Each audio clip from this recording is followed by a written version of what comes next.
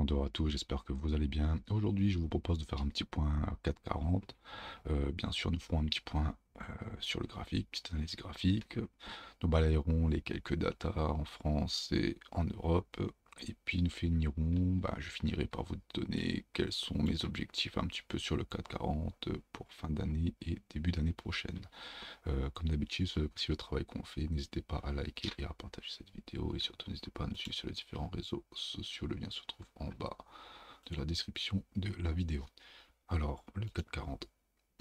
D'abord, nous avons, excusez-moi, alors nous avons commencé à balayer les quelques datas économiques en Europe, donc notamment moi ce qui m'intéresse de manière générale comme data, j'ai d'abord l'inflation.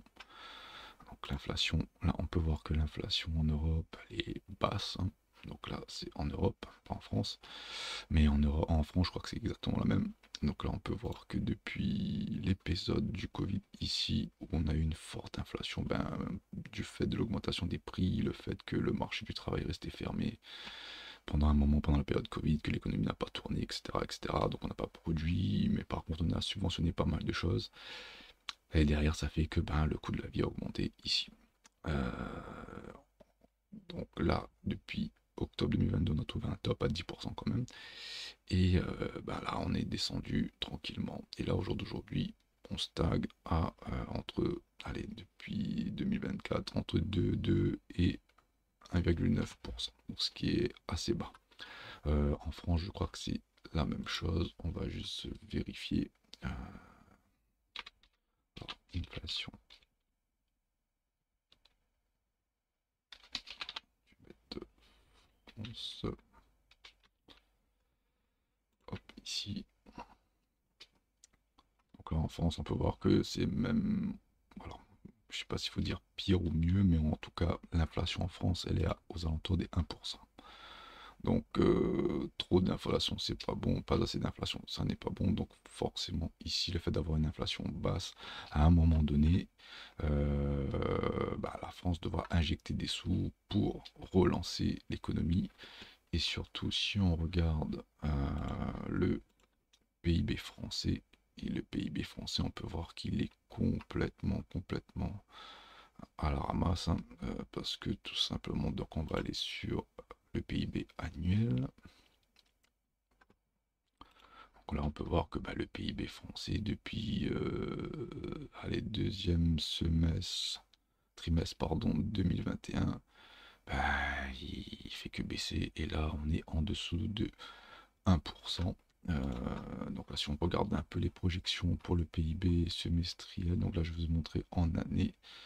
Donc là, on passe en semestriel, on voit que les prévisions de croissance en France ne sont pas terribles par trimestre. Donc là, on avait quatrième trimestre 2024 négatif, premier trimestre 2025 positif, mais encore positif 0,1. Donc il suffit qu'on fait 2 ou 3 semestres en négatif et on a une perspective de récession. Bon, récession, tout le monde dit ouais, c'est une mauvaise nouvelle, etc. Mais pour moi, je vois la récession, une occasion de faire tourner la planche à billets et d'injecter de l'argent dans l'économie française. Et nous, en tant que, on va dire, traders, investisseurs sur les marchés financiers, donc on investit dans des entreprises, donc si les entreprises sont subventionnées, sont aidées, donc forcément, elles vont augmenter leurs marges. Et s'ils augmentent leurs marges, ils augmentent leurs bénéfices, etc., leur capitalisation, forcément, nos actions, elles augmentent, leurs actions nous augmentent. Donc pour moi, c'est pas une mauvaise nouvelle. Après, nous, dans le quotidien, peut-être que de ça, on va en souffrir un peu plus. Mais vu l'inflation qui est basse, normalement, on ne devrait pas ressentir ça plus qu'il en faut. Puis juste pour rappel, le prix euh, du baril de brut est très bas en ce moment, aux alentours des 70, donc ça augmente un petit peu, mais c'est pas la folie. Mais donc voilà, tout ça pour dire que inflation basse, prix du baril assez bas, donc dans le quotidien, les Français ne le ressentent pas trop. Mais par contre, là où on peut ressentir ça, c'est dans le taux de chômage, je crois qu'il est assez euh, élevé en France, hein. Hop, je sais pas, je vais revenir ici. Le taux de chômage, je crois qu'il est assez élevé en France, aux alentours des. Enfin en Europe, là je le chiffre en Europe et je pense qu'en France ça doit être à peu près pareil. Euh, donc aux alentours des 6%, ce qui est assez énorme. Aux États-Unis, on est aux alentours des 4%. Donc là, si je regarde le taux d'emploi en France, ouais, donc aux alentours de 7, donc même pire. Donc voilà, donc taux de chômage très élevé, euh, faible croissance du pays, tout ça montre des signes de récession assez évidentes. Pour moi, c'est juste une question de temps. Donc tout ça mis bout à bout. Et le dernier petit indicateur intéressant à regarder, ben, c'est les taux d'intérêt. Si les taux d'intérêt sont bas, euh, si les taux d'intérêt sont bas, ça veut dire qu'on a tout ce qu'il faut pour pouvoir injecter de l'argent dans le système français. Donc là, on a des taux d'intérêt à 2,15, donc c'est très bas. Donc on voit que là, on continue des sommes. Donc là, plus on se rapproche de là, plus on va relancer la planche monétaire. Donc voici un petit peu le contexte monétaire dans lequel évolue la France. Donc taux d'intérêt bas, inflation basse, croissance basse. Donc là, en gros, la France n'attend qu'une chose, c'est la France et l'Europe, hein, parce que c'est à peu près la même chose. N'attend qu'une chose, c'est que bah, on relance la planche à billets et qu'on relance un peu l'économie. Voilà. Donc tout ça mis bout à bout. Si on se permet de regarder l'impression monétaire en Europe, bah là on peut voir que bah, la planche à billets a refait un nouvel atterrage. Donc là, on se dirige vers de nouveaux sommets. Donc là, on a imprimé en, allez, en même pas un an, on est ici, allez, très bien au-dessus de la TH, on va dire ça comme ça. Donc on a imprimé à peu près 7 milliards, parce que là c'est des trillions, à peu près, pardon, 200 milliards, à peu près 200 milliards.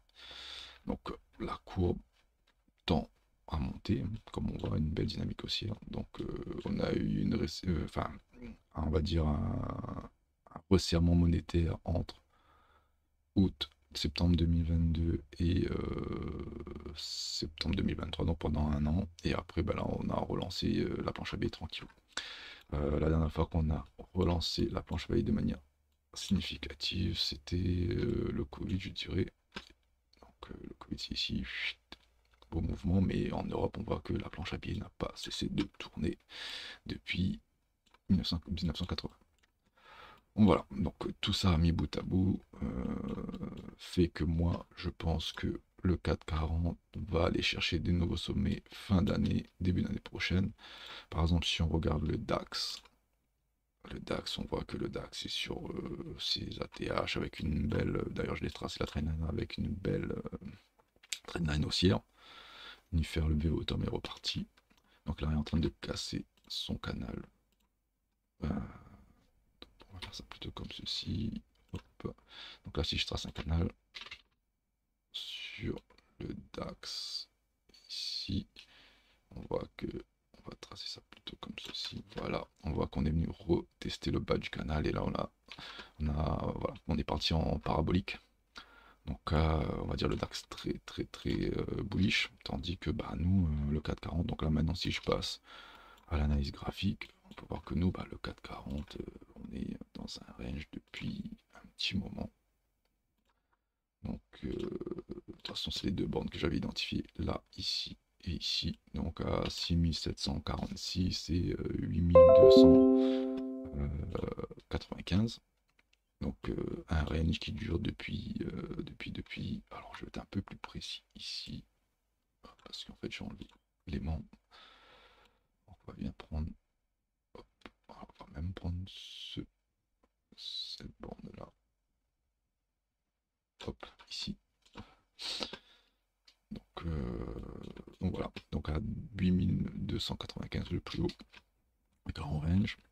On est venu travailler la zone de rechargement de ce mouvement. Ici, on est venu tester une fois, deux fois, trois fois, on a dévié, on l'a réintégré, ce qui est très bullish. Et maintenant, on est dans cette grosse imbalance baissière et on essaye de casser ce range vers le haut parce que pour moi, ben, le job a été fait au sud. Donc là, on est venu prendre le plus bas ici. Donc, on est venu nettoyer ici tout ça. on est venu retravailler cette imbalance ici. Donc là, pour moi, le prochain objectif était cette imbalance baissière. Maintenant qu'on va essayer de tenter de la convertir en imbalance haussière. Donc faire un BPA. On va essayer de rebalancer le prix dans cette zone parce que là, on voit que tout ça, ça doit être les tarifs de Trump. Donc on voit que là, on a une grosse imbalance baissière, une belle bougie là en mensuel. On voit la bougie bien travaillée. Donc voilà. Donc là, on est venu prendre un plus bas mensuel, enfin plusieurs bas mensuels. Donc celui-là, 1, 2, 3, 4, 5, 6. Allez, 6 parce que celui-là était déjà pris. Donc on a pris 6 bas mensuels d'un seul coup. Propre, belle réaction. Donc là, pour moi, on est venu prendre le plus bas de avril.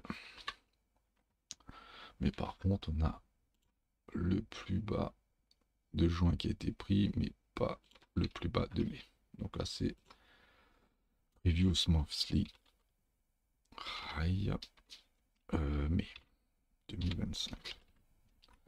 Donc là, pour moi, on se dirige clairement vers ça. Et après, ben, le prochain objectif pour moi, ça serait le plus haut de mars et la TH.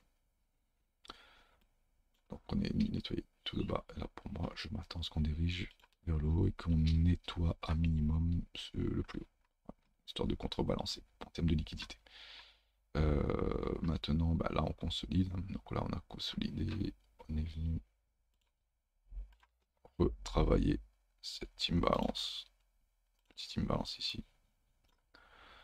Haussière.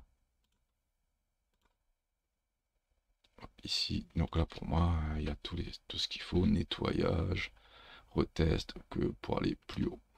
Donc là, pour moi, le 440 devrait aller chercher les plus hauts dans, allez, je sais pas si ça va être quelques mois, quelques semaines, je sais pas, mais en tout cas, belle réaction dans une balance ici. Maintenant, quel type d'objectif je pense atteindre sur le 440? Donc là, pour moi, c'est simple, hein. On va à un moment donné résoudre ce range vers le haut, je pense, vu le travail qui a été fait au sud. Donc à partir de là, moi je m'attends à avoir une expansion de Fibonacci. Donc ici, on va diminuer ça un petit peu. Hop. Donc là, je l'avais déjà noté, mon objectif. Donc ici, aux alentours des 9200 grand maximum et 8940 à peu près au minimum. Et avec un intermédiaire, bon je vais le mettre avec une petite zone intermédiaire ici, entre 8717 et 8570. Voilà, donc moi c'est un petit peu les zones dans lesquelles je m'y attends. L'action de prix est quand même assez propre, on a bien pris les lots. Et ben voilà, moi j'attends qu'on vienne contrebalancer vers le haut. Après, pourquoi le 440 a consolidé comme ceci cette année? Donc je me rappelle qu'il y a eu une dissolution de l'Assemblée Générale à un moment donné. Enfin voilà, il y a eu pas mal de l'extérieur politique qui est venu perturber un petit peu de tout ça parce que là, on aurait pu ici continuer